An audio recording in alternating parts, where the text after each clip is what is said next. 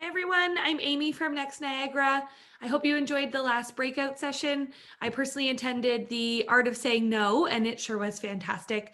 If you were in another session, don't worry, you'll receive all session recordings following the event. It has now been an appropriate amount of time since lunch, in my personal opinion. So I'm really excited to be trying my vanilla bean canal side soda with my metal straw from RBC. And as we hear from Adam, I will be enjoying this delectable cookie from Boxed Cookies. I'm going to show you so everyone can go get some this week.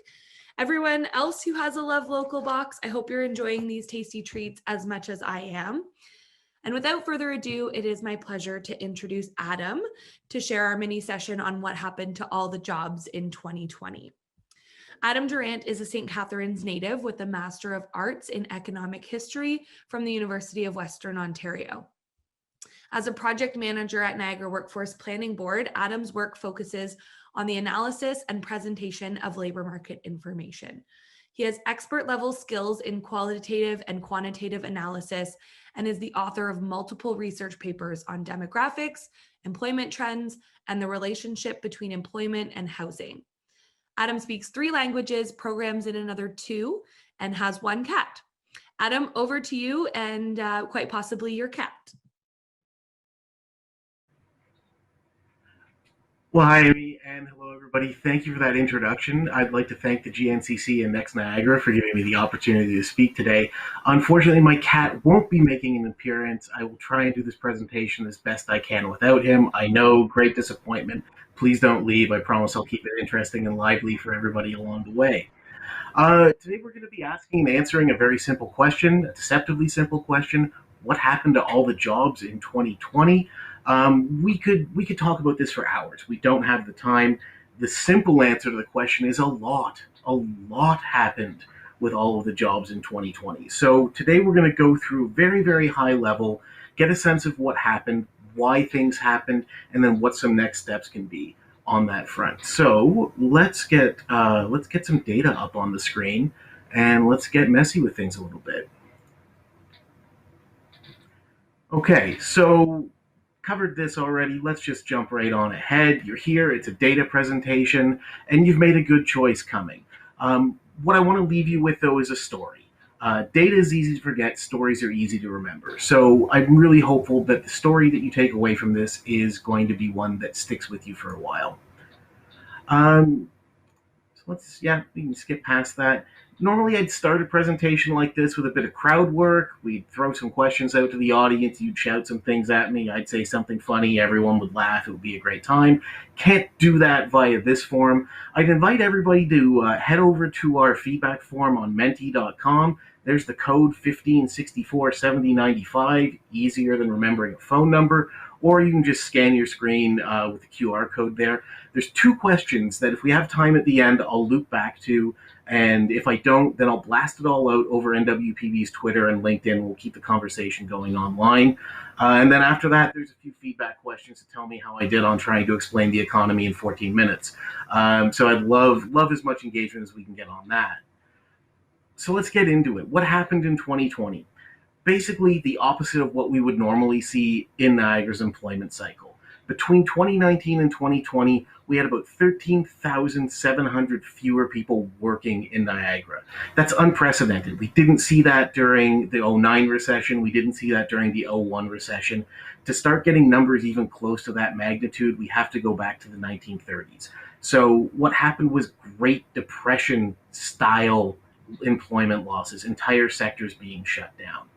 When we take that and switch it over to a youth lens, it follows a very similar trend. We have about 8,400 of those job employment losses that we had were happening to youth. So we start with this historic high for a December of 27,000 youth in employment. By June of 2020, it's dropped down to 19,000. It's back up in September, which is 2 months earlier than it should be happening for an employment peak, because we have a seasonal economy. Things heat up for the shoulder season for tourism. That stretches into the Christmas season, and then we're supposed to see the drop off. That was the opposite of what we had this year. The peak ended early. We've moved into December where we started seeing employment losses, and then if we stretch this out for the last 18 months, we see how COVID-19's created these repeating cycles of employment declines in Niagara. Where we should see employment gains during sort of the spring months leading up to the summer. We saw drop-offs in 2020. We saw a slight recovery, and recovery is not really the appropriate word to use because we didn't even hit our pre-pandemic high for youth employment before things dropped off again, and it continued to drop off January, February before the trend started reverse in March, April. Tomorrow we get fresh labor force survey data. We'll see if that gain trend continues. The concern right now is that the timing of when the survey was taken by Stats Canada versus when the provincial lockdown happened means that people who may have had job offers were reporting, yes, they would be employed, which was driving things up, and maybe that might not be consistent with what actually ended up happening weeks later. So we'll see how that plays out. It's always an ongoing story. And then the one thing to take away, because you're here, you're attending a Next Niagara event, it's important to have this conversation. One of the things that repeatedly came across my desk for the last 15 months is this notion that youth were somehow using the pandemic as an excuse to go on a 15-month vacation. And the data simply doesn't align to that sort of notion. In April of 2021, that's the last month when we had recent data, we had 27% of youth in Niagara were looking for work. And we compare that to April 2020, when the same time the previous year, 25.9%. During the worst of the pandemic in 2020, we saw that pushing 30%. So for someone to be taking an extended vacation, it implies they're not looking for work. And by definition, someone who is unemployed is looking for work. So this is not aligning to what that narrative says. What the data tell us are that youth saw historic low levels of unemployment, historic low levels of employment, historic high levels of unemployment, which means the whole time the pandemic was happening, as people were opening and closing, hiring and laying off, youth were having that much more of a difficult time finding and then keeping employment. So that gives us the what happened, and that's 6 minutes done. Not too bad. So for the balance of the time, we're going to talk about why it happened. And the why of 2020 is, again, as complicated as the what. We're dealing with it at sort of the very tip of the iceberg. The thing to know here is that what was true for one person in 2020 could be completely opposite for another person, and then split the difference for a third person, and just be completely opposite of that for the fourth person. There's no single narrative. COVID-19 did multiple things to the workforce, the labor force, and to the employment story of the region, and we're just going to touch a little bit on that to show what that variety of outcomes look like. So if we put all of the work in Niagara into two buckets, there's a goods producing bucket and a services producing bucket. The goods producing bucket, as the name might suggest, is every job that exists that is making things, growing things, turning one thing into another thing, or taking things out of the earth to be made into other things. And if you worked in the goods producing sector, which not a lot of youth in Niagara did, about 15% if we use the provincial estimates, if you worked in that sector, then the first 6 months were not great. They weren't catastrophic, but they weren't great. And then the last 6 months sort of rallied. And even within individual subsectors, as we're going to see, manufacturing was consistently strong, consistently seeing a lot of people in employment. Construction didn't have a great first few months of the pandemic. Again, there's winter slowdown that's natural, and then there's the pandemic in the first wave stopping everything. That recovered, though. Where things get messy is when we start looking at the services producing sector. Now, this is a sector that employs the majority of Niagara's youth, about 19,399 by our estimate for 2020, and this was a sector that was absolutely devastated. You see about 26,000 people losing employment over a span of months, 20,000 gaining employment back, and then 5,000 losing employment, and if we stretch that curve out, into 2021, it continues to decline until again about March, April, where the reversal happens right around the start of the third wave, and who knows what that's going to do to the employment trend after that. Could go up, could go down. There's really only one of two options, but we'll have to wait and see. And I haven't read a lot of optimistic outlooks for what the up scenarios would look like. So this is where the balance of youth are employed, and this is where the balance of youth are going to see employment impacts. And even if we drill that down just a little bit further, we see how not straightforward it is. And I promise this is the only table I'm going to throw at you. Everything else after this is just me talking in words. You're through the densest part of the data. Those first three sectors at the top, agriculture, construction, manufacturing, those are your goods producing. Everything below that line is your services producing.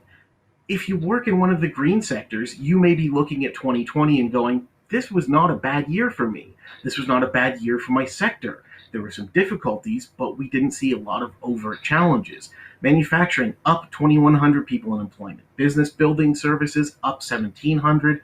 Education, up 1,700. If you work in one of the sort of pink-red highlighted sectors, wholesale and retail trade, 5,200 people who worked in that sector in 2019 weren't working in 2020. That is a pretty significant downturn. We know why that happened, because we had all the COVID-19 restrictions. The information, culture, recreation sector, the accommodation, food service sector, those are sectors where young people find a ton of employment opportunities while they're, as students, as they're leaving education. They're sectors that are essential to Niagara's tourism equation. They were absolutely devastated by COVID-19. And there's probably going to be some long-term impacts from that. We put it in context. SARS, when that outbreak happened, it took 2 years for Niagara's tourism sector to recover. And SARS has been nothing like what COVID-19 has been.